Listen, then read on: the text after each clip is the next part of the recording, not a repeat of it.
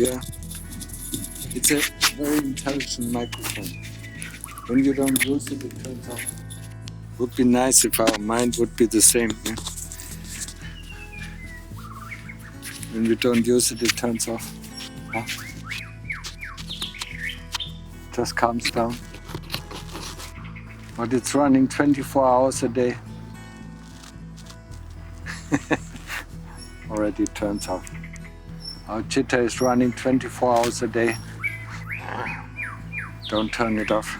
There's no automatic switch. So we have to turn it off by ourselves. There are still seats free, yeah? Just like in the school class, yeah? People who are not really interested go in the back seats, yeah? They don't want to be discovered by the teacher, yeah?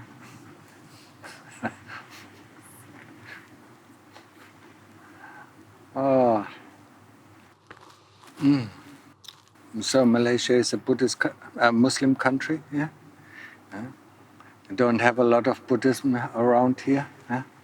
You have to rely on other countries, yeah? To bring Buddhism to the few people, huh? You don't understand? Is it gone off again?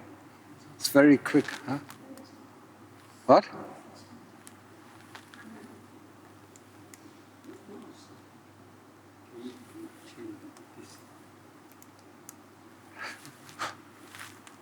Hi.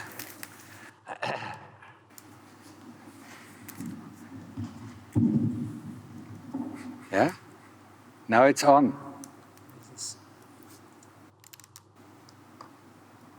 Don't you have some proper microphones, huh?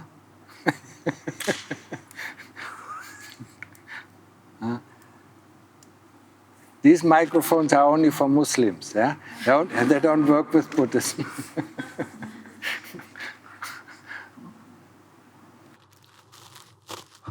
Okay. For the next few moments, it's working.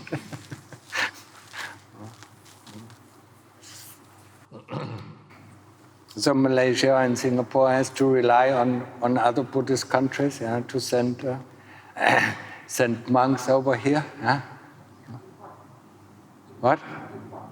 What? Deport. Import. Yeah? Import Buddhism into Malaysia. Yeah? How many monks does Malaysia have? Maybe 30, 40 monks. Yeah. Thailand has 300,000. Yeah, wherever you go, you see monks. Yeah, no, 300,000. That's quite a lot. Yeah, yeah. Every village has its own monastery. Yeah. So I mean, if people are interested, yeah, and then they can go to the village monastery. Yeah.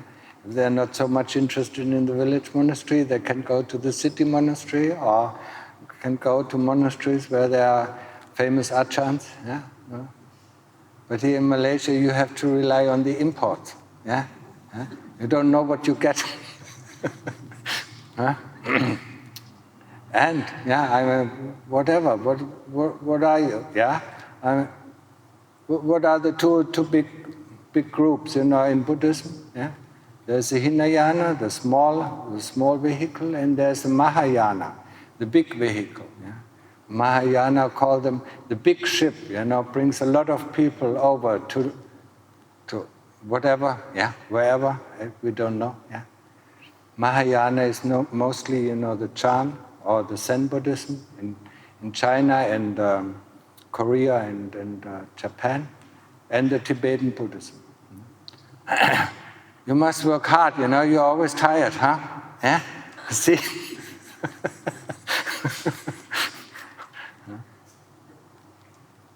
And around the 7th century, yeah, I mean, it was in the second council, yeah, Buddhist council, they split, yeah, that the Hinayana and the Mahayana was formed, yeah. And the Mahayana don't adhere to all of the rules, that the Lord Buddha laid down, yeah. That's why Hinayana, or the small vehicle, is also called, the teaching of the elders, yeah, the Terawatt, yeah. And Terawatt, I mean, they don't change the rules, yeah? They just keep the rules as they were, at the time of the Lord Buddha. The Mahayana think, I mean, this is not comfortable, that is not comfortable, yeah? We can't live with this, we can't live with that, yeah? So they actually went against the rules, yeah? Started to grow their own food, started to cook for themselves, yeah? And the Theravada, the Theravada monks, are required, to go on Pindapat and get, and eat the food that they get, yeah? And that's sometimes not very comfortable, yeah? Sometimes you only get rice, sometimes you get things that you don't like to eat, but that's what you get, yeah? And that's what you have to live on, yeah? So Theravada is really the teaching of the Lord Buddha, or the teaching of the elders, that has not changed in the last 2,500 years. Yeah? And there are only a few Theravadan countries. Yeah? Sri Lanka is a Theravadan country, but it's also, also split in half. It's not completely Theravadan. Yeah? I mean, there are Muslims, yeah, and there are constantly fights, or Hindus, I don't know, I don't remember. The other Theravadan country is Burma or Myanmar, yeah, and then Laos, yeah, and Cambodia, yeah. These are the only Theravadan countries, yeah.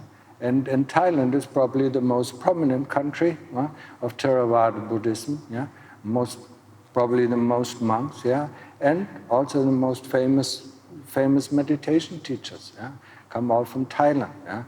That's why a lot of Malaysian people go to Thailand, yeah, and Singaporeans, yeah? And even Indonesians. Yeah?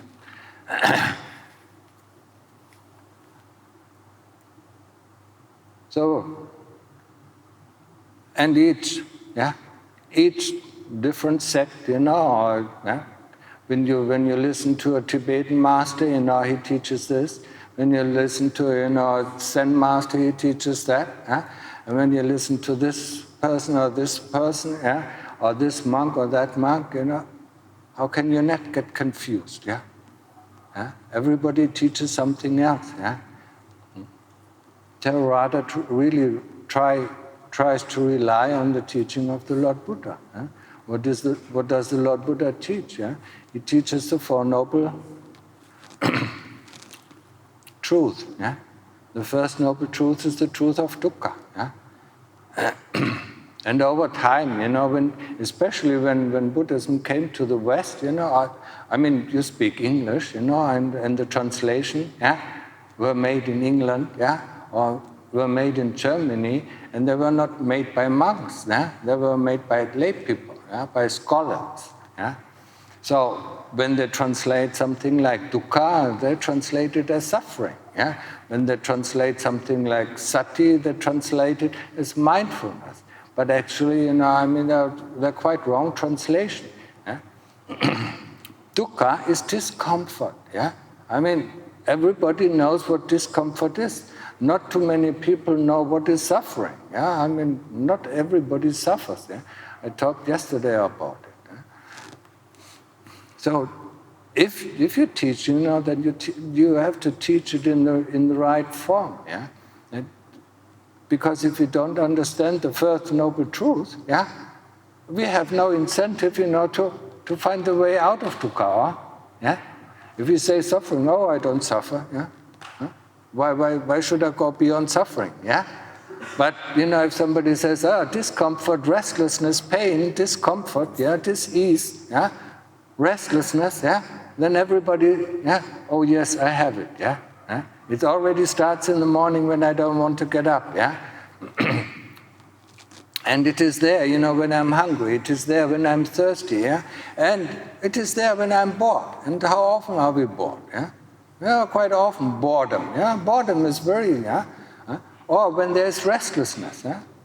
I mean, restlessness is even more difficult to bear with than boredom. Yeah? Restlessness when the energy tries to go out in all directions and we don't know in which direction to channel it. Yeah? Boredom is just, we are bored with everything. We don't know what to do with ourselves. Yeah? And that's why we have all these little games and gadgets, where we can play with, to overcome our boredom. Yeah? But it is a form of dukkha. Dukkha is just a container for all these unpleasant things. Yeah? And if this is not conveyed properly, if this is not brought over, to the audience that listens to Dhamma, they don't understand it. The other thing, is sati. Yeah? Sati is this awareness, is this knowingness. Yeah? It is not mindfulness. Yeah? I mean, it is often translated as mindfulness. Yeah? But actually, when you look at it, it is mind emptiness, when the mind is completely empty of any kind of occupation. That is when you have sati. Yeah? That's when you are aware. Yeah? Our mind can be full, of one thing, but it's not empty. Yeah? When it is empty, when it is full, it is full concentrated on one thing, and it is not aware of the other things that are going on. Yeah? But sati is actually this awareness that knows whatever is going on. It knows, when there's a thought coming in, it knows when there's a sensation coming at the same time, because sati is extremely fast. Yeah? So if these things are not translated or not conveyed properly, we misunderstand it. Yeah? And the other thing is kilesa. What is kilesa? They call it defilements. Yeah? Huh? Are we defiled? Oh, once in a while? Huh? No. Kilesas, are the soldiers of avijja. Avijja is the power that, has us under its rule. Yeah? Avijja is not knowing but wanting to know, not understanding but wanting to understand. That is the power behind it. And it has 3 armies. And these 3 armies are called greed, hatred, and delusion. Yeah? And these armies have lots of soldiers, and they keep us in bay. Yeah? So whenever you think something, whenever a thought comes up, I need to do this, I need to do that, it comes up by the kilesa. Yeah? So it's not only defilements, it is really the power that keeps us in check. Yeah? It tells us what to do, yeah? What to like, what not to do, and what not to like. Yeah? And then you look at one day, and then you see, there's only one power ruling you all the time. Yeah? And that's the kilesa. Yeah? So to understand that, it is very important, if you want to get the gist of the Buddha's teaching. Yeah? Not just saying, sometimes, I do something that I dislike. Yeah? And these are the kilesas. Yeah? Whatever I like are not the kilesas. That's not true. Yeah? The kilesas are there. Whatever we call I, yeah, is a formation of the kilesa. Yeah? But of course there are good kilesas. Yeah? Kilesas that bring us up to heaven. Yeah? Kilesas that are generous, kilesas that are respectful, kilesas, that are grateful. Yeah? These are the good kilesas. Yeah? And everything else, dislike, hate, and greed, and anger, are the bad kilesas. Yeah?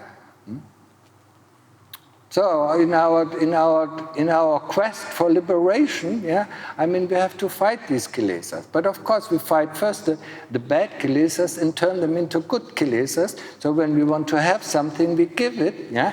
When we have disrespect, we try to have respect. And when we are ungrateful, we try to be grateful, so that the bad kilesas diminish over time. Yeah?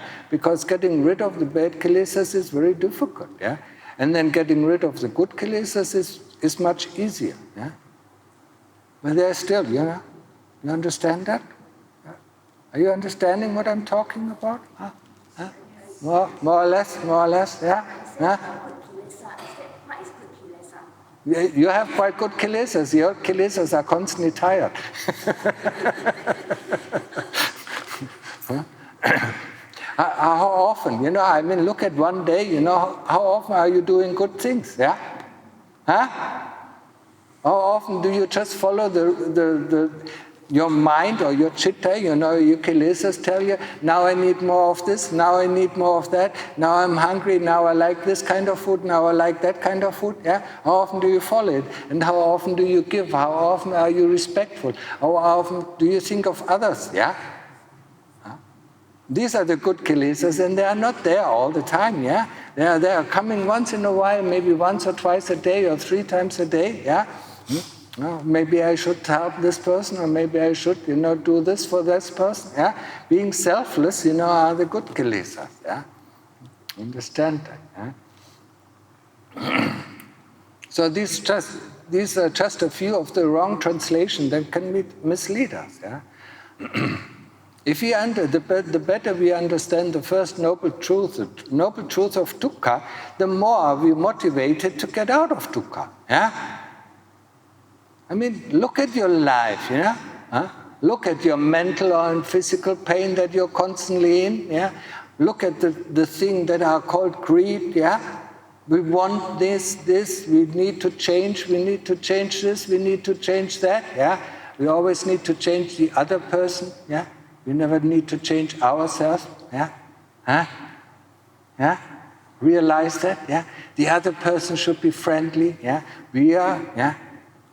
We don't need to be friendly, but the other person should be respectful. Yeah? Yeah? Yeah? We know that. Yeah? So we should realize this. Yeah? We should realize dukkha, the mental pain and the physical pain, yeah, and especially if we get older, yeah, then there are a lot of physical pain coming up, yeah. This is not working, that is not working, yeah, and we all know it, yeah. I mean, we cannot walk as fast, and the back hurts and this hurts, the teeth, rot away, and so on, yeah. It's all part of the body, yeah. It's all dukkha, yeah? Because we like, everybody of us likes to have a young body, yeah? But we realize, over time, yeah? Also you, yeah? I mean, when we are young, we don't realize that we get old, yeah?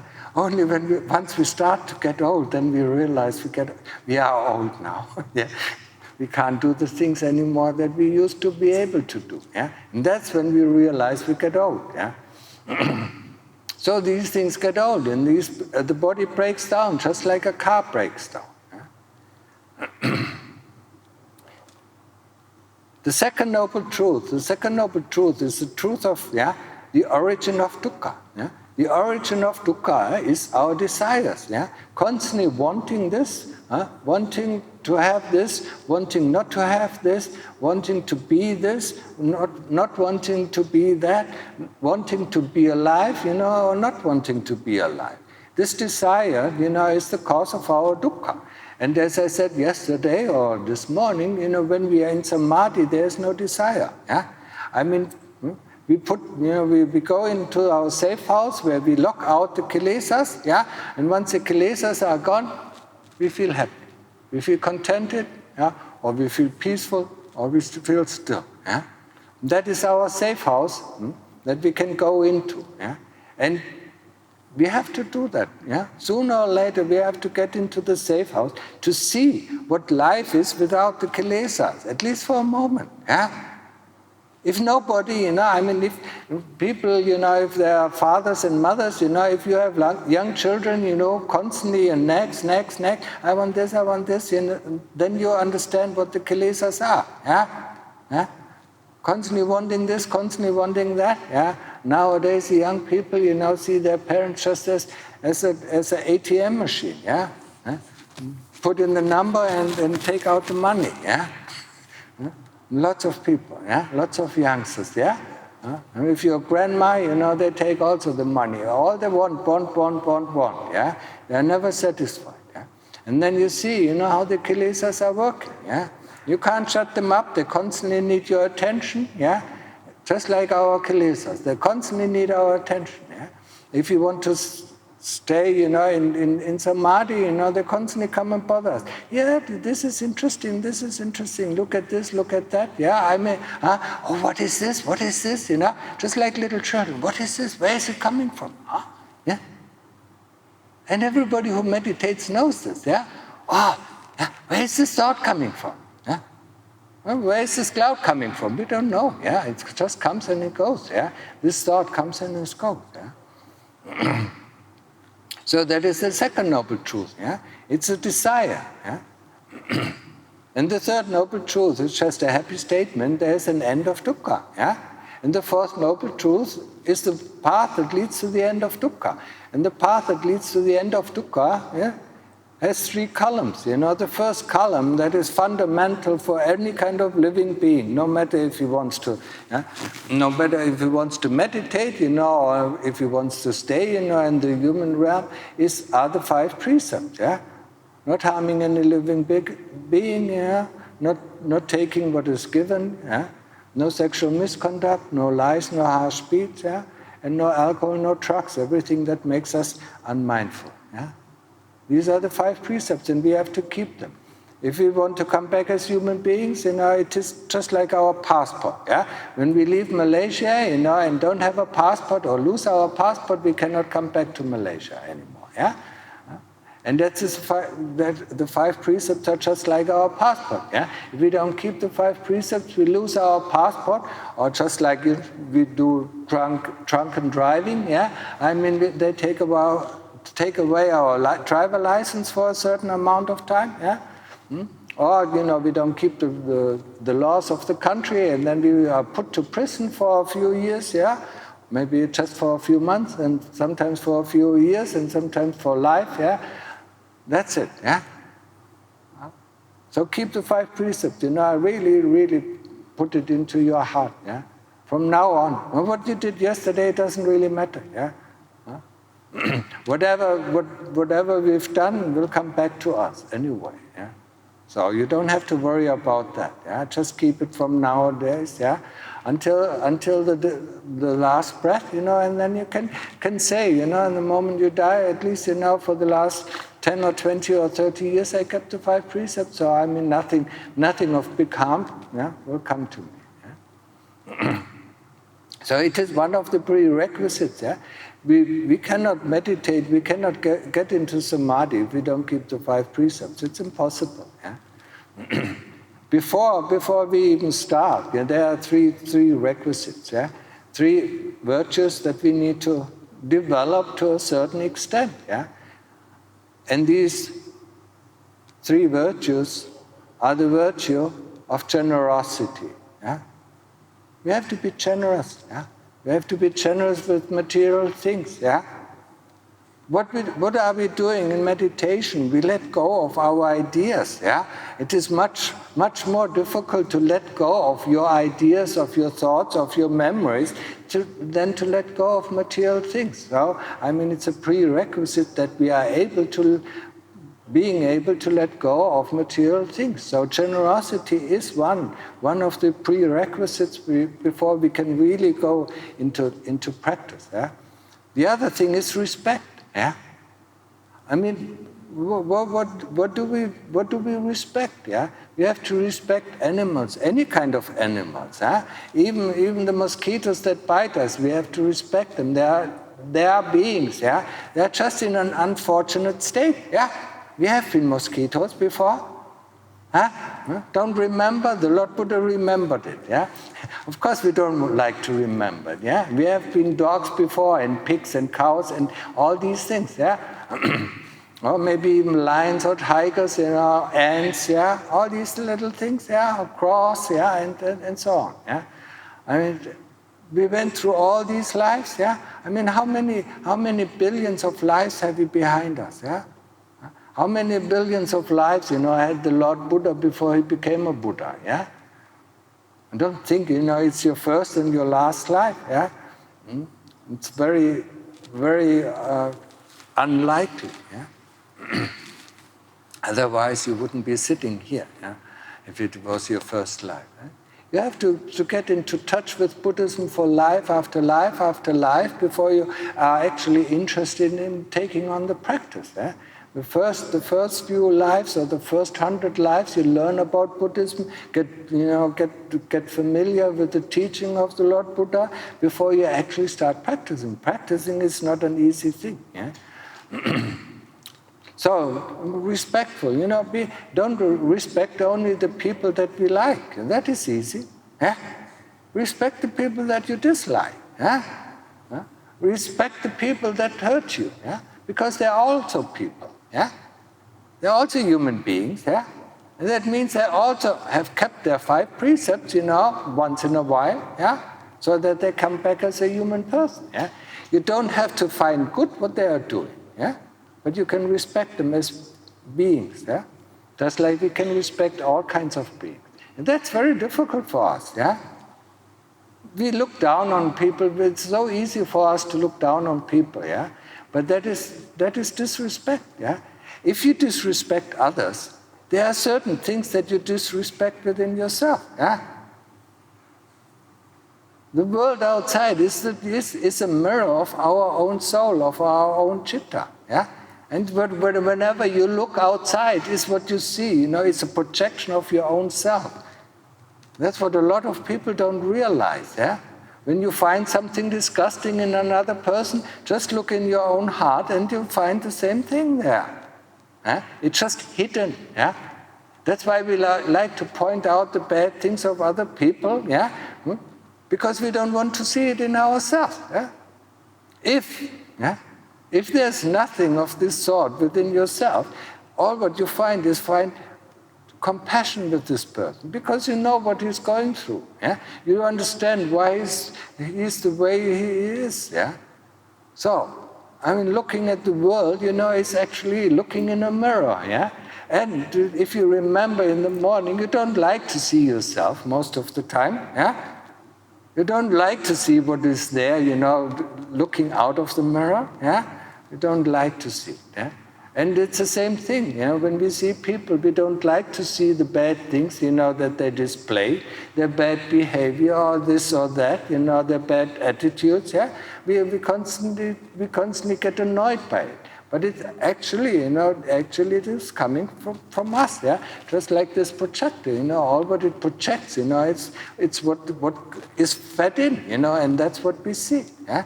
So the citta projects all these images, out and onto other people. Yeah? So how can you see a person, if as long as the slide is full of colors? Yeah?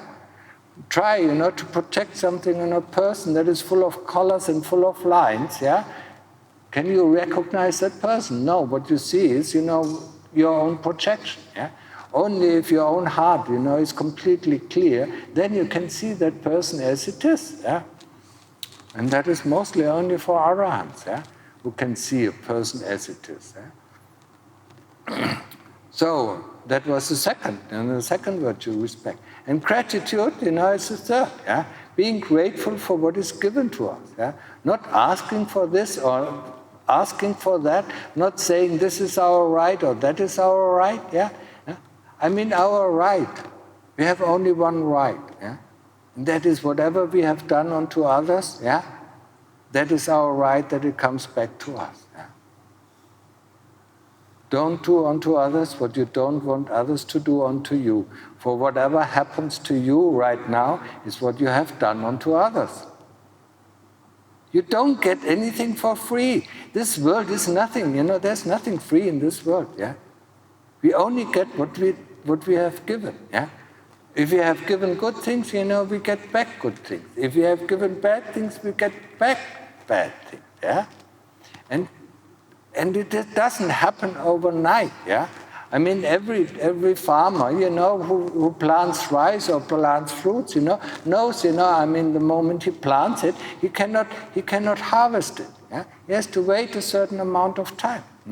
Or for rice, it is 6 months. For other fruits, it can be lifetimes. It can be years, before you can harvest it. Yeah?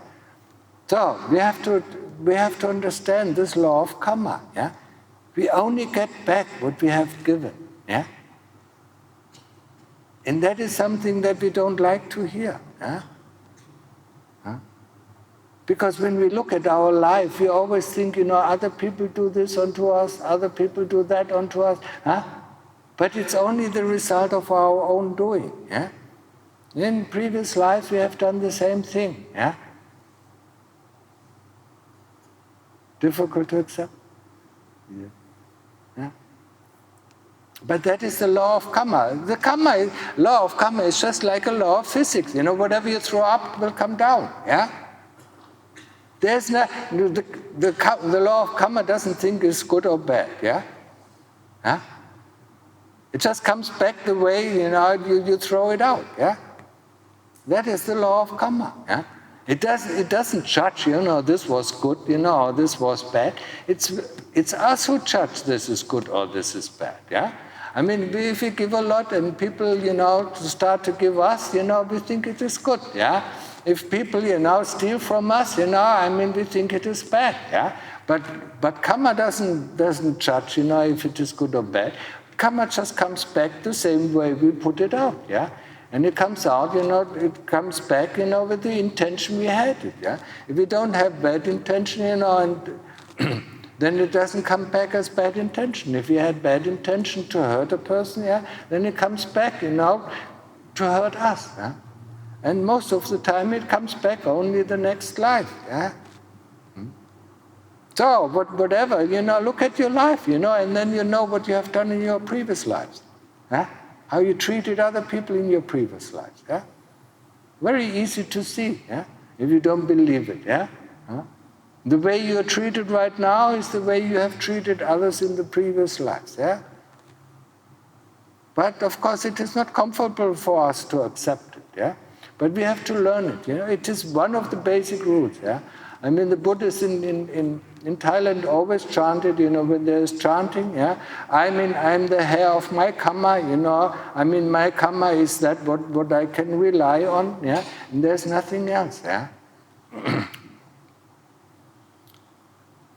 So, get familiar with it, I know, I'm not teaching here really nice things, but I'm teaching the truth, And the truth is sometimes very difficult to accept, And we have to learn how to accept it, because only if we can accept the truth, then we can find the way out, If we can't accept the truth, if we meet all these monks, give me a little bit, give me this, give me that, be nice to me and I will be nice to you.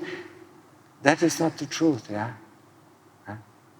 You're not going up to heaven just because you give one time, 2 times or 3 times.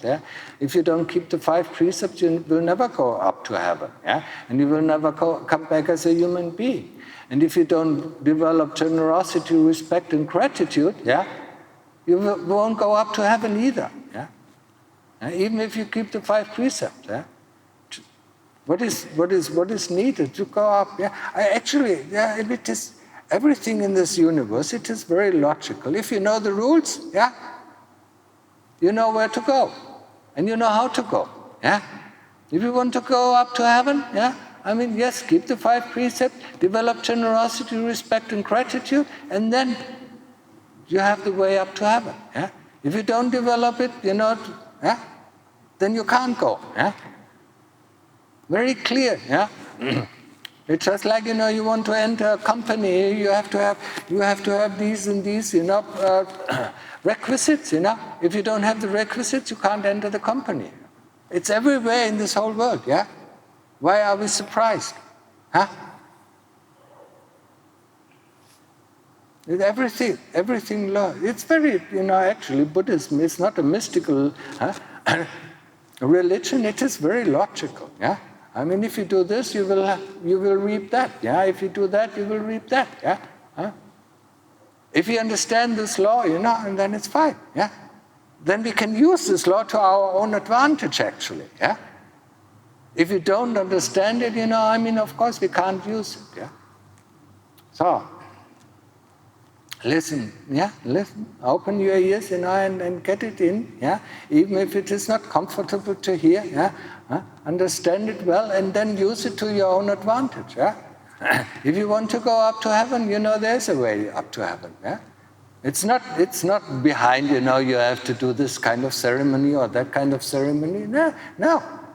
There's nothing. Buddhism is free of ceremonies. And there's not this, you have to do this chant or that chant, to go here or to go there. No. It's very logical. So if you want to go up to heaven, you follow these rules, and then there will be a way. Yeah. But heaven is not forever. Too bad, huh? Yeah? The longest time in heaven is 200,000 years. Yeah. Huh? The longest time in hell is 150,000 years. Yeah. So don't do these 5 heinous deeds. Yeah. These 5 heinous deeds is killing one's father, killing one's mother. Yeah. And then you are in hell for 150,000 years. Yeah. Huh? Splitting the sangha, like Devadatta. Yeah. Splitting the sangha, is also. Yeah. Then killing an arahant. Yeah. Or drawing blood from the Buddha. Yeah. And Devadatta did it. Yeah. You know the cousin of the Lord Buddha. Yeah. He did. Yeah. He split the sangha. Yeah. And and he also drew blood and tried to kill the Buddha 3 times. Yeah. And the last time he drew blood, and then then the earth opened up and he was swallowed by hell. And then he regretted what he was doing. Yeah? And then the Lord Buddha said, okay, yeah, when you come back, and he's still down there, when you come back, you can go on the way to become a Pacceka Buddha, yeah, a silent Buddha. So we don't want to do these 5 heinous deeds, yeah. Huh? And what did Devadatta do? Why did he split the sangha? He came one time up, to the Lord Buddha and said, all the monks should eat vegetarian food. Huh? Remember that? And what is the West doing? Doing the same thing. All the monks should eat vegetarian food. All the Buddhists should eat vegetarian food. And all the monks should go into the forest and train there.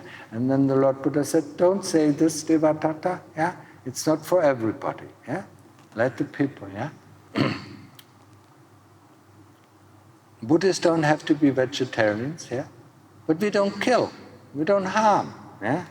That's the important thing. Yeah?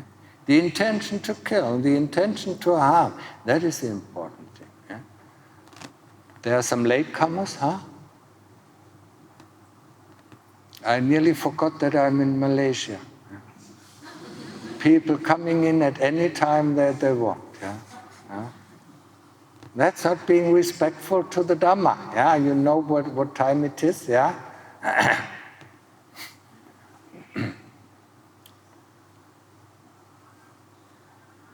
So a Buddhist monk in the Terawatt tradition, just eats whatever he gets into the bowl. Yeah.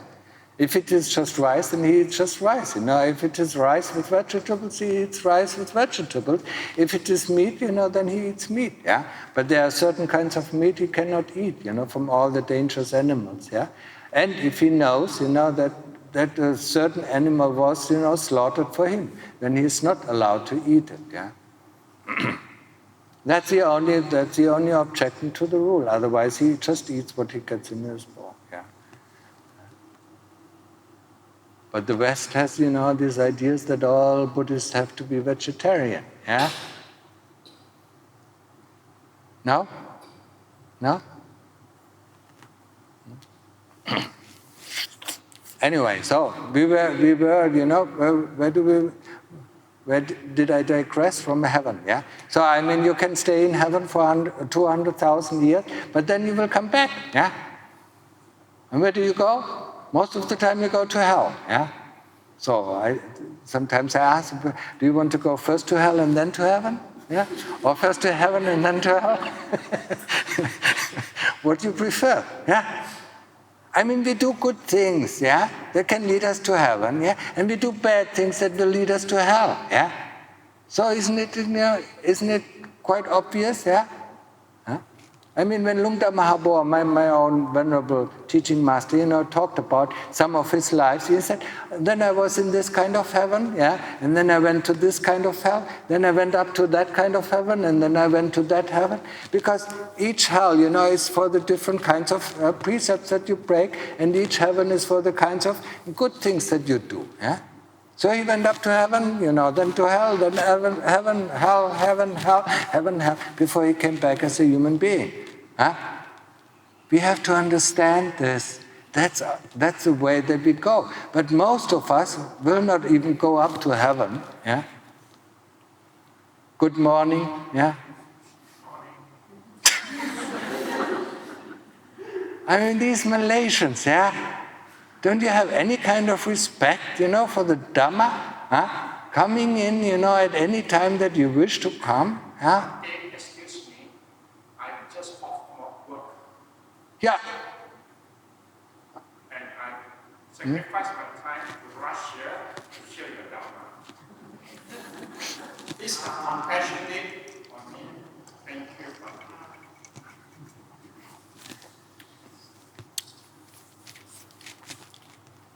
But you don't understand, it is disturbing when people come in, yeah? I mean, I'm just giving a talk, and then this person comes in, that person comes in.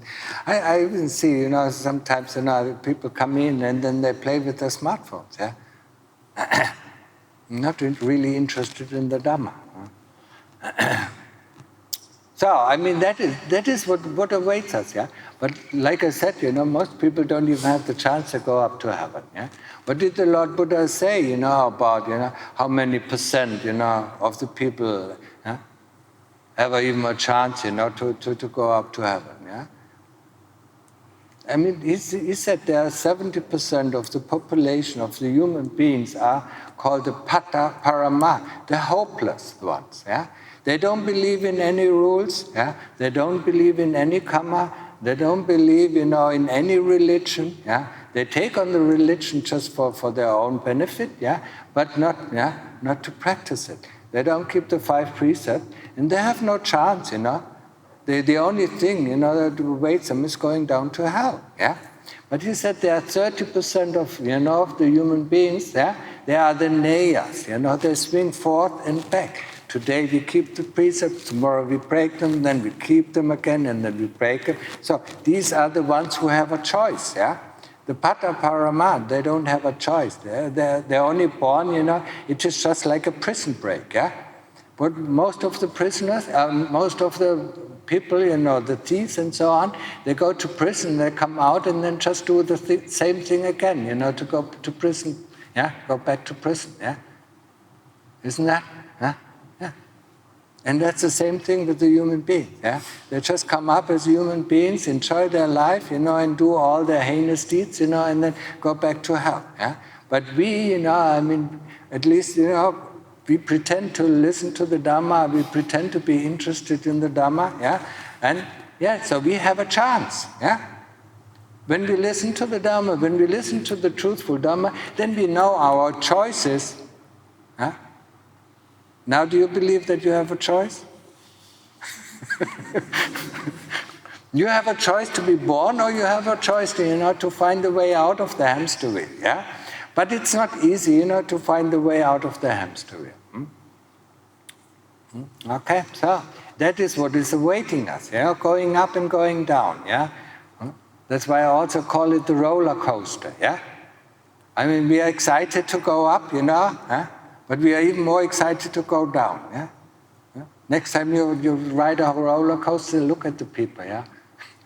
They're a little bit scared when they go down, but they're all excited. And they can't even wait to go up, yeah? Or I call it the hamster wheel. It doesn't matter how you call it, I mean, it just, when you look at a hamster wheel, a hamster in a hamster wheel, he's running, yeah? And now look at the people around you, yeah? When you go to work, when they're working, yeah? Running, yeah? Going from A to B, back to A, going back to B, A to B, all their life, And then they ask at the end of the life, what is the purpose of this life, yeah?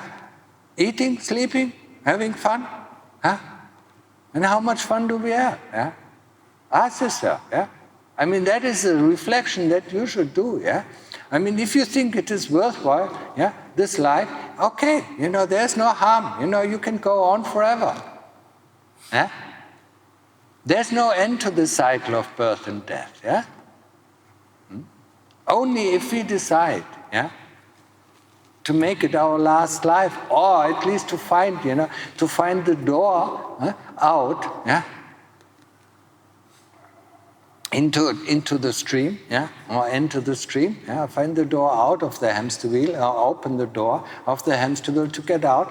That is our own decision, yeah. But it's difficult. It is not easy, yeah. But you should do the reflection and see what is important in your life. Yeah, what are you doing all day long? Yeah, reflect about it. Yeah, you're working. In the evening you're tired. And then you just want to relax. Yeah, and and then you sleep, and then you're working the next day. Yeah, until you get retired. Yeah, and once you get retired, you have so much work to do. Yeah, all the projects that you wanted to do in your life. Yeah. I see a lot of people who are retired who have more work to do than the people who... yeah. Okay, yeah. And we work until we die, and then our projects are never finished, yeah. We want to do this, once this is finished, we want to do that, yeah. There's no end to this. Yeah? Just like there is no end to greed. Yeah? We want this, we want this handbag, and then 2 years later we want a new handbag, and then we want a new handbag, then we want new shoes, then we want new clothes, we want a new hairstyle. Yeah? No? Yeah. Look. Yeah. Oh, we want new cars or new gadgets and things like that. Yeah, the males are not very different from the females. Yeah? They have different kind of desires, but it is still desire. Yeah? There's no end to desire, yeah? Unless we put a stop to it, until we put an end to it. Yeah? And that is the way of practice. Yeah? So we started with the 3 prerequisites, and then we explained, the 5 precepts that we need to keep. And then this afternoon, this midday, I explained how to get into samadhi, yeah, how to find our safe house, yeah, where we can lock ourselves up, and get rested, yeah, and find out, that we don't need anything, that there is no desire at the moment that we enter the samadhi, yeah. Upachara samadhi, there's no desire. Yeah? We're happy. And we don't need anything. Yeah? And look at your life. We constantly need this, we constantly need that. We are not satisfied with this, we are not satisfied with that.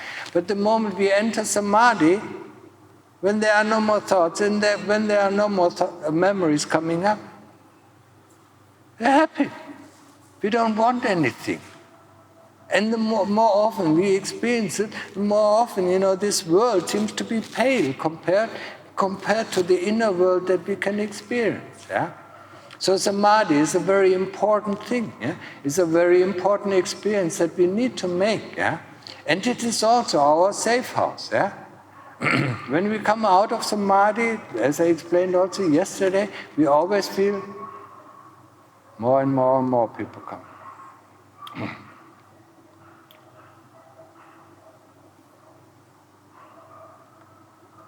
So when we come out of samadhi, we always feel refreshed and concentrated. That is the sign of upachara samadhi. Yeah? When we come out, just sit down quietly, Huh?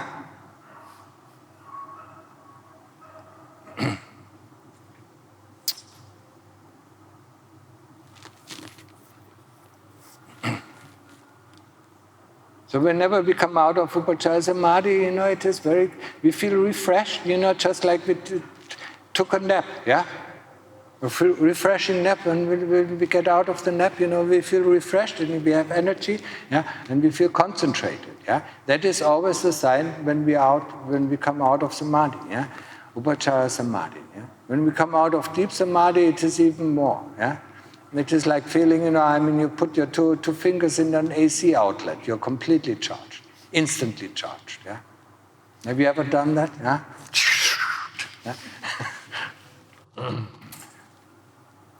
And Appana Samadhi, of course, it is a preview. It is a preview of Nibbana. If you want to know what is the end, yeah? What is the end? How does the end look like? Yeah? Oh, more and more people coming.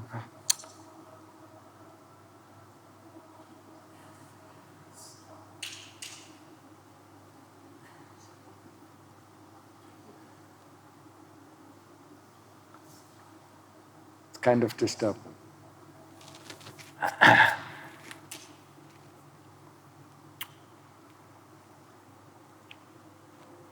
So if you want to know what it is all about, what is Nibbana all about, then we just go into Appana Samadhi, deep state of Samadhi where this whole universe disappears.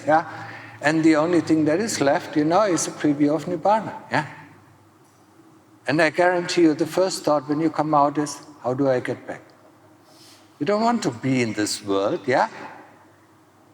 This world is such a, and you find yourself, I mean, the enemy is shooting from all directions, the sensations that come from all directions, and they are all painful, the moment you come out, So you want to go back, The first thought is, how do I get back, Anyway, so this is the deep samadhi, but it is more difficult, But we can do it, It's not beyond our abilities, but we need to put a lot of effort into it, And the kind of effort that you put in at the moment, is not enough for Upachara Samadhi. You need to put more effort in, I mean, leave these thoughts away, and leave these memories. How often have you thought this thought? Don't you find it bothersome, to think about this again and again and again? Just like like a cow, chews the grass, 7 times. We chew our thoughts, not only 7 times, 100 times, 200 times, the same kind of thought.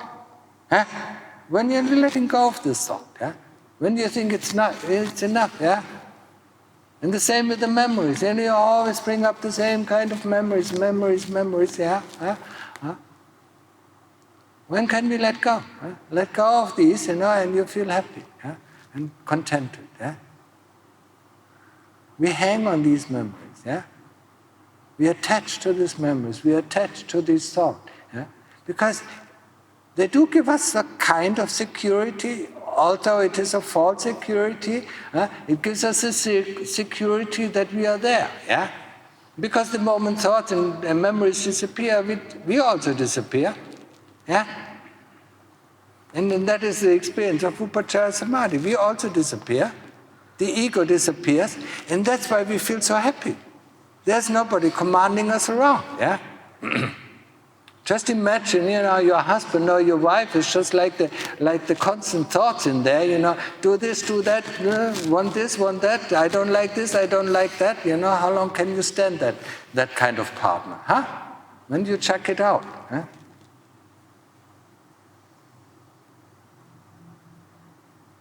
This is within our own head, Constantly there. I don't like this, I don't like that, If our partner constantly says things, we can't stay, But, we think it is us, And that's where the problem comes in, So the third part, of the path that leads to the end of dukkha is the path of investigation, What is, or the development of wisdom, And wisdom is not, acquiring a lot of knowledge, That it's knowledge, If I know this, if I know that, that is acquiring knowledge, And we all, in our world, we all acquire this kind of knowledge, that kind of knowledge about this kind of Buddhism, that kind of Buddhism, And in the end, we just know and we are not sure of this knowing, Wisdom is something that we can be sure of, It's knowing from inside, It's inside, seeing inside the truth, And that is what we have to develop. And that is a very different kind of development than the acquirement of knowledge. It is asking the right questions, and getting the answers from the citta, from the knowingness, not getting the answers from the kilesas. Because if you ask pain, then instantly the kilesas will, I'm sitting uncomfortable. That's why there is pain. No, that's not the right answer. What is pain? We run away from the pain. We go into Malaysia, they're all people. Instantly, when they have a little bit of pain, they run to see the doctor, get this pill, that pill, get this medicine, that medicine, We can't stand pain. Meditation is learning how to deal with pain, So we have to get accustomed to pain. And then we have to ask, what is pain? And that means the first thing is we have to accept pain, no matter if it is physical pain or mental pain. Yeah? If we don't like it, the pain becomes stronger. Yeah? If we start to like it, the pain becomes less. And then, once it becomes less, we can investigate it. Yeah? Where is this pain? Yeah? Is it in the knee? Yes. Yeah? Where is it? Yeah? Is it in the skin? Is it in the bone? Is it in the tendons? Yeah? I mean, since I'm born, I have bones. Why I'm not always in pain? Yeah? If they're in the muscles, why I'm not always, in pain? Yeah? So ask these questions. Yeah? And don't expect any answers. Any answer that comes, comes from the kilesas that will explain us why we are in pain. Yeah? And that's not the right answer. Yeah? We want to have the answer from the deepness of the citta. Yeah? And so we ask this question: what is pain? Yeah? And through investigation of the pain is the first thing that we do. Yeah? When we sit in samadhi, the first thing that bothers us is pain. Yeah? And that's why we use our sharpening, it's the sharpening stone of our wisdom, where we sharpen our tool of wisdom, our tool of investigation to find insight, to find wisdom. Yeah? What is pain? Because if we understand how to deal with pain, we can deal with any kind of feelings. Yeah? Fear. Yeah? What is fear? Yeah? And then, once we can investigate feelings, we can investigate greed. Yeah? How does greed feel? Yeah? How does anger feel? How does greed and anger differentiate itself? And you will be astounded, when you find out the answer. Yeah? It's just a label on the same kind or very similar kind of feeling. Yeah? Anger and greed doesn't really differentiate itself so much. Yeah? And it's the same with pain and fear and all these things. Yeah? All these things that bother us. Yeah? The moment we put a label on it, it starts to bother us. Yeah? Or we want more. Yeah? If it is a nice label, we want more. If it is a bad label, we want to get rid of it. Yeah? If we don't put a label on it, we just see it as it is. Yeah? And we neither want more, nor do we want to get rid of it. Yeah? It's our problem, living in a world, living in the world of symbols, and not knowing what is the thing, that bothers us. Yeah? When we talk to other people, we use these symbols. Oh, I'm in pain this, oh, I'm in pain that. Oh, I'm afraid of this, I'm afraid of that, I'm worried about this, I'm worried about that. Yeah? And we talk in symbols, and the other person, of course, understands it, and also talks back in symbols, but actually we don't know. How does it feel like? How does fear really feel like? Yeah? Because we don't want it, that's why we cannot look at it. Yeah? We don't know really how does fear feel like. Yeah? Yeah? And there's nothing that we have to run away. Fear comes and fear goes. Yeah? It's the same as pain comes and pain goes. Yeah? Anger comes and anger goes. Yeah? We don't really have to do anything. Yeah? Even greed, okay, there's greed and then it's gone. Yeah? We don't have to follow the greed. We don't have to get rid of anger. We have to investigate. Yeah? And once we start investigating pain, then we can investigate anything else. Yeah? And nothing really has to bother us anymore. Yeah? But it's not easy. Pain is very difficult to investigate. We don't want it, we don't want it. Yeah? Actually, when we are good, in meditation, sooner or later, when we start practicing for 12 or 14 hours a day, then the Buddha or the breath becomes very boring. And then, when pain comes, becomes very interesting, because it is a very steady object. Yeah? It doesn't go away so easily, but so we can concentrate very well on it, and see it, and look at it, and we get really easily concentrated, so we don't have to push it away. But anyway, that is for people who practice a lot, not for people who practice 1 or 2 hours a day. There will be no pain, but there will be also no results, of our practice. If we don't understand what drives us, how can we correct it? We have to see what drives us. We have to see what drives us nuts, yeah? We have to see, what influences us, yeah? And if we start to see, if we start to see inside, and that's what we do in practice, and that's why we look inside. What is there? Just a formation of thoughts and mental images, formation of memories that come up, and this is a good memory, then we want it again, and then it's a bad memory, we don't want to see it. Yeah, if it's a good thought, we want it again, If it's a good feeling, we want it again, yeah. But we don't see, yeah. We don't realize these three principles of anicca, anatta, dukkha. Anicca is impermanent. Whatever arises needs to cease. Yeah? Anatta, whatever I can see, whatever I can experience, is not me, it's not myself, doesn't belong to me. That's the teaching of the Buddha.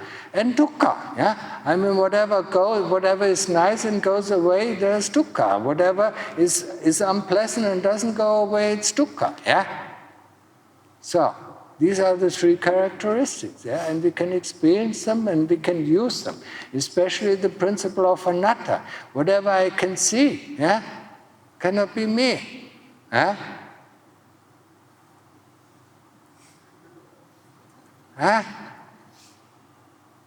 So, when I look at my hand, it cannot be me, because who sees this hand? Yeah? Do the eyes have their own brain, Huh? It's a chitta inside, yeah? I mean, the car doesn't see the other car when it drives. It's the driver in the car who sees the other car, yeah? And when he sees the other car brakes, then he brakes as well, yeah? If he sees the other car goes, then he goes as well, yeah? It's the driver in the car who sees the other car. Huh? It's a driver in us, it's in this body, who sees the other body, yeah? And who knows of the feelings, who knows of all these 5 different khandhas, the 5 groups, yeah? And the 5 groups that makes us, yeah? And that is body, feeling, yeah?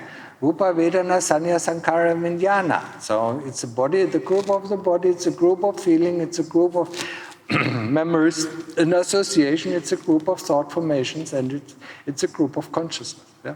These are the things that make us. Yeah? And when you think about yourself, there's nothing outside of this box. Yeah? There's nothing outside of the 5 khandhas that you associate yourself, yeah, as me, mine, and I. Yeah? Huh? And these 5 khandhas are just a toolbox. Yeah? Memories can be used by the Dhamma. Memories are not the kilesas. The thoughts are not the kilesas. The body is not the kilesas. Yeah? There are two powers inheriting or inhabiting our chest. And that's the power of Dhamma, or the power of light, and the power of darkness. And both of them have reign over the toolbox. And the toolbox are the 5 khandhas. Yeah?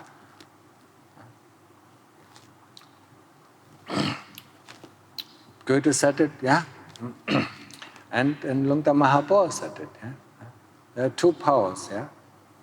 And one is the Dhamma, yeah? It can use the toolbox. When we start sitting with our meditation, now I want to be with the Buddha, then the kilesas come, now, and the pushes all the thoughts in there, yeah? And then the Dhamma wants to push it out again, then the kilesas are pushing it back, that's why it's constant fight, yeah? So, now people are getting tired, yeah? And painful, yeah. Oh, pain. Oh. Oh. Yeah. So now you can ask questions.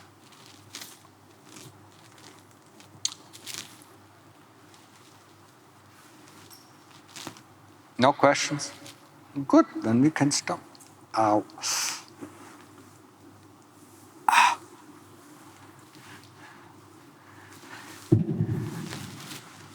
So the lady with no choices.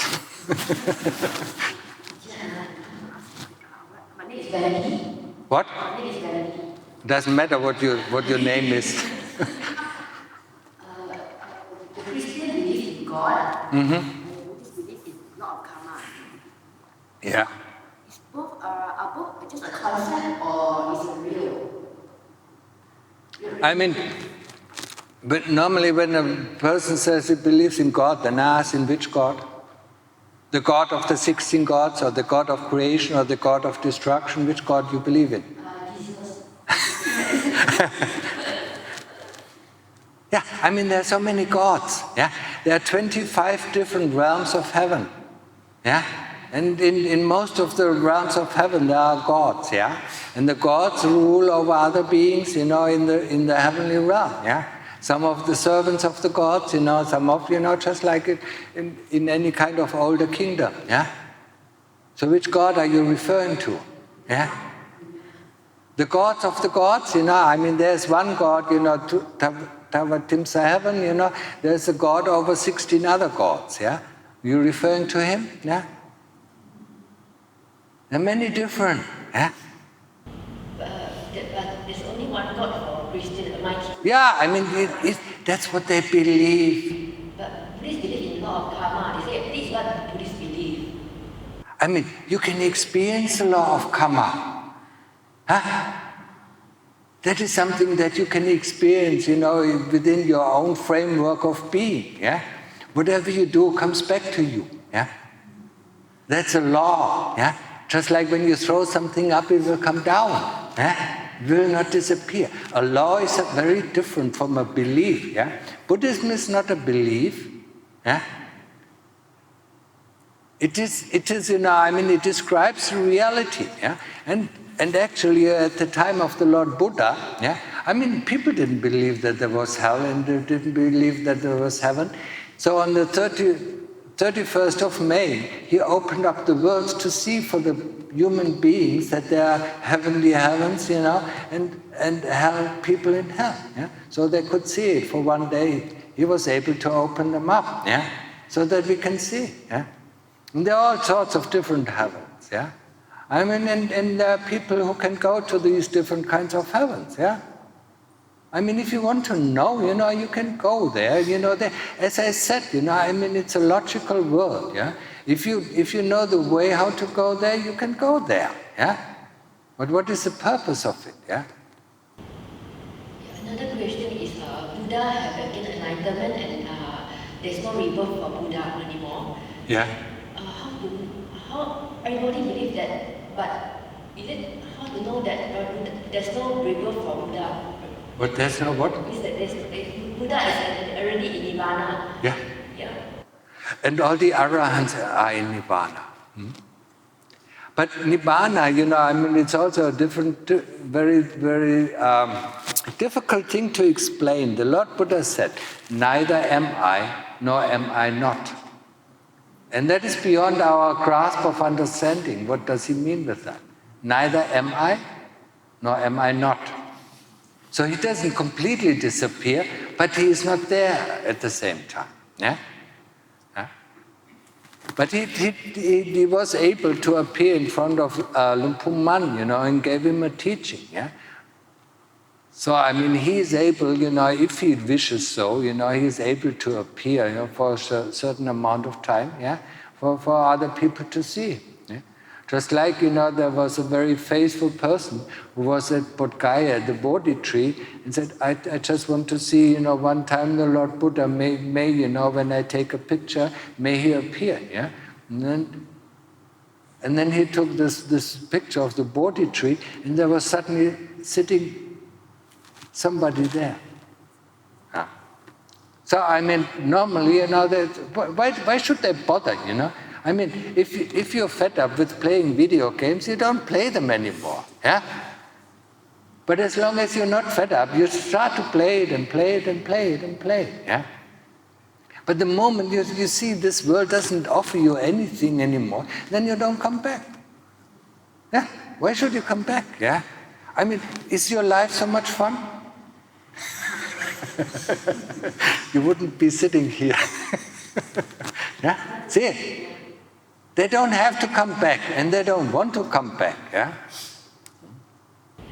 Just now you're saying that you have 2,000 lives in heaven. How do you know? What? Life in heaven. How do you know that it's a certain amount of life in heaven? Can somebody translate that into English? Yeah. Just now you have explained that 2,000. Our life in heaven need 2,000 lives. Is it? No. 200,000. No. Or in heaven. That is the longest time in heaven. You know, sometimes it's just 1,000 years or 100 years. That depends on. I mean, that's what the Lord Buddha teaches, because he has been to heaven. That's what arahants teach, you know, who have been to heaven. Yeah.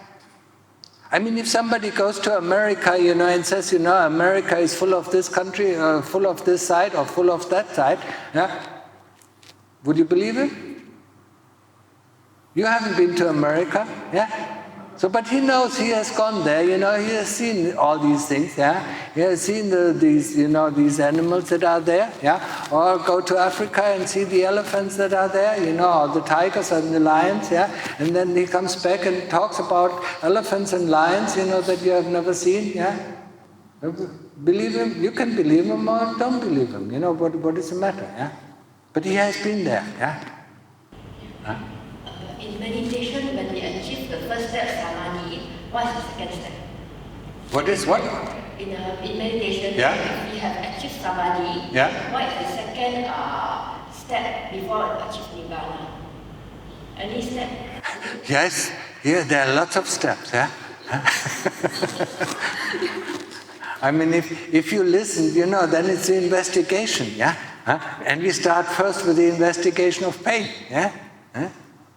When you sit long enough, I mean, first of all, we need a stable samadhi, yeah? I mean, if you can't concentrate on anything, yeah, for 15 minutes without any kind of distraction, then you can't even start investigation, yeah? And then the next thing that you have to investigate is the body, yeah? And that's the most difficult thing to investigate, yeah? You only like to put things into the body, you don't like the things that come out of the body, oh? Yeah? Yeah? So it's something that we don't like to see, and it's something we don't like to investigate. But I will talk about this tomorrow, yeah? Not today, yeah? Ajahn, when I was doing Anapanasati just now, I noticed my breath is quite deep and long. Yeah? Then it gets a bit more shallow and subtle. But every few minutes, then it starts to go deep and long again. Yes? Then, is that sort of... Just observe it, yeah? I mean, it can be, you know, that your interest is losing up again, you know, and then it seems to be shallow, you know, and then your interest comes back again, and then it becomes deeper and longer, yeah? Just observe it, don't be bothered. What we do, yeah? Meditation is observation, yeah? It's not trying to control the breath. That's what a lot of people like to do it, you know, to make it calm. And then, yeah? It's not controlling the breath, it is observing, yeah? And if you don't know what it means, how to observe one thing, yeah? Then, yeah, I mean, observe the birds, you know, in the sky, what they do, yeah? And be very observant, you know, see when they fly, see when they go down, you know, how they lift up, you know, how they fly, if they put their wings on. That is observing. And that's the same thing that we need to do with the breath. Just observing, not judging. Doesn't matter how it is, yeah? All what we want to know how the breath is, yeah? We don't want to make it, you know, this way or that way, and that is the most difficult thing for us, because, I mean, all our life we try to control our situation that we are in. Yeah? When we have a partner, we try to control the partner. You should be like this, or she should be like that. Yeah? We could try to control everything. But meditation is not about controlling the breath or controlling the object of investigation. It is about observing. And that is something that is very difficult for us to do. Yeah? Okay? Just observe it. Yeah? And then you see there are rhythms, you know, when it becomes longer, and then there are rhythms when it becomes shallow. You know, just observe it and be more, you know. See when it changes from shallow to depth, you know, and then back from depth to shallow. Yeah? And then the more you observe it, the more you understand it. Yeah? And then you see maybe there's something, you know, that brings it back to shallowness, or, you know, But you don't know. You don't try to think about it. Yeah. I mean, how were the genius made? How were the laws of physics discovered? Through observance. Huh? Newton saw the apple falling, from the tree, and then he thought, he didn't, yet found, the law of physics, but he observed, different things falling at different times, and then he thought about it, what is the common ground, and that is for us the same thing. All genius were developed through observing things, Also, how to make different kinds of plants, how to do the plants, they were observing nature, All our knowledge about animals is coming through observance, We didn't ask the animals, how do you behave, Did we? No. I'm sure that the lion or tiger was eating us up, they didn't answer our questions, So, all our knowledge, all the true knowledge comes through observing. And that's the same thing we do with the breath. We observe and observe and observe. And that, of course, becomes, after 5 minutes, becomes boring. Then we want to think about the breath. And then the breath becomes more shallow. And then we want to think about this, think about that. Why is the breath not calm? It's a useless question. Observing and go back to observing. Okay?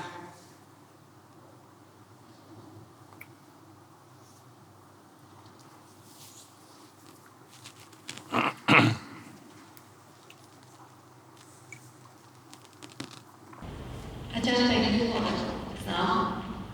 Thank you for what? For the Dhamma talk just now. He answered some of my questions. When I came, I thought I wanted to ask something. So in your talk, you did answer some of my questions. I just came today. Sorry, I'm late for the retreat. Doesn't matter. I mean, as long as we have a breath, we can start the retreat. If you have no more breath, then you can't do anything anymore. Okay? I'd like to ask about, sometimes I have strong developments, and I find that my behavior is shocking, even to myself. Yeah. And once it occurs once, it occurs a few times, but I don't know how it comes out, and why does it appear and so strongly, and how to stop it. Just now you mentioned something like defilements are there's good and there's bad, so you do more good and do the bad. I don't do the bad, but the thing is, even though I know, I feel like I'm doing it. Yeah, of course. I mean, it's not only you, it's everybody, I mean, we love to do bad things, Remember when we were kids, and our father or mother told us not to do this, we love to do it, We just love to do the things that we are not allowed to do, Everybody, It's to understand, it's the same thing, it's the same answer, I gave to him. Observe how it occurs, in what kind of situation, and never ask the question, why, Why always, gives us to thinking, and thinking leads us to wrong results, and to wrong understanding, The question why is, we never ask, Why is this happening? Don't know, We don't know, But we will understand it the moment we observe. What came before, What came before the strong desire? What came before that, what that thought, maybe it was a thought, maybe it was a memory. What came before this memory? What came before that, Until you find this, until you find the stone, You remember, if you have ever seen an avalanche, of snow, it starts with a little stone. And then it rolls down the hill. With each turn, it takes on snow and snow until it becomes so big that it, that it kills you, And that's the same thing, Everything that starts in here, starts with a little stone that is completely, not hardly visible, And that's why we need this attention. That's why we need this sati, that that sees every slice of every movement of the chitta. And then you understand it, and then you see it, okay, it's rolling, stop, boom, and it stops. Yeah? But if you don't see it, we can't help, we're overrode by this avalanche that comes down the hill, yeah? And that avalanche might be greed or might be hate, yeah? It comes out so suddenly, yeah? Because our mind actually, or the chitta is so fast, within the blink of of the eye, it has 3,000 mind moments, yeah? And you have to catch all 3,000. So, yeah? And then you understand, yeah? Once you see it rolling, you understand. And then you can stop it any time, yeah? But to get to the sati, yeah? That is able to see that, that is a lot of hard work, yeah? It's just like learning to walk, as I said this morning. Yeah? Learning to walk, you get up, you fall over, you get up, you fall over, you get up, you fall over. You don't complain to your parents, I cannot walk, I cannot walk. Yeah? I see everybody of you can walk, yeah? Yeah? So you didn't complain, yeah? You fell on your nose, you hurt your nose, you fell on your knees, you hurt your knees, yeah? But did you give up walking? No. None of you gave up walking. But you give up so easily on meditation. Oh, it's so painful, oh, it's so painful, oh, I don't get any further, oh, I don't get any further, oh, it's completely useless, yeah? You constantly tell yourself that, yeah? You would have never been able to walk if you would think like that, yeah? And meditation is nothing. Learning to concentrate, learning to develop sati is nothing else, nothing different from learning to walk. It is a faculty that cannot be acquired by reading enough books. Yeah? It is a faculty that needs to be trained. It is the same thing for developing wisdom. It's a faculty that needs to be trained, and it needs to be trained the hard way. Yeah? If there would be books, then the Lord Buddha, or if there would be a pill, the Lord Buddha would have given everybody a book or a pill, yeah? Okay, read that, and then you're delivered, yeah? Huh? Then you don't come back anymore. But he said, even I can't do it for you. You have to do it yourself, yeah? The parents cannot, learn how to walk for the child, yeah? The child has to learn it on its own, yeah? No? Yeah. Okay, understood? Learn sati, yeah, develop sati, yeah. And the more sati you have, the more you see. Sati is opening the eyes, yeah. Huh? And we have our eyes firmly closed, yeah. That's why we run against all these troubles, yeah. Open your eyes and see for yourself. That is the teaching of the Buddha, yeah. You understand? If you want to see these heavens, open your eyes, you will see it, yeah? But don't close it, yeah? And sati is the eyes, yeah? Sati sees, yeah? Sees these things, yeah? Sees these devas, or sees the demons, or sees the ghosts, yeah? It's not impossible to see them, yeah? Or sees the beings in hell, yeah? It's not impossible, but we have to open our eyes, yeah? If you don't believe it, go there for yourself. Yeah? Sometimes people go there and ask a question and come back. Why is it? Why is it that in this realm there are only monks? Yeah. Why are there no lay people there? Yeah. Then the Ajahn asks, why didn't you ask these people yourself? Why do you come back down? Here, to ask me this question. Yeah. You can go there if you want to. Yeah. What is the purpose of your? Yeah. Just know that there are, yeah? That there are beings in heaven, there are beings in hell. That is the first fetter that binds us to the realm of birth and death, yeah? Not believing in heaven, not believing in hell, not believing in beings in heaven, not believing in beings in hell, not believing in karma, not believing in the results of karma, yeah? That is the first fetter. The second fetter is actually the 5 precepts, yeah? And the third fetter is the attachment to this body, that we believe we are this body, yeah? Get the hell out of the body, and go around, yeah? And then you can visit all these realms, yeah? But you're stuck in this body, yeah? You don't want to get out of this body, yeah? Okay? Understood?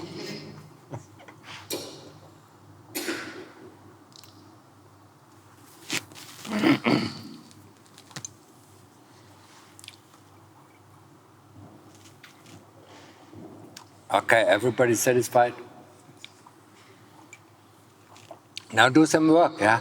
I mean, your schedule is, you hardly have any time to meditate.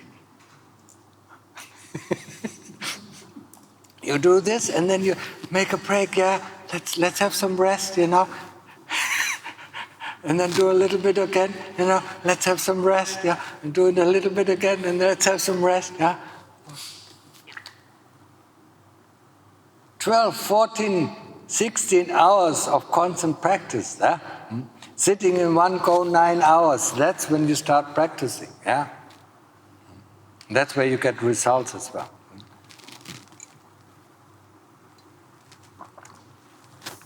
Okay?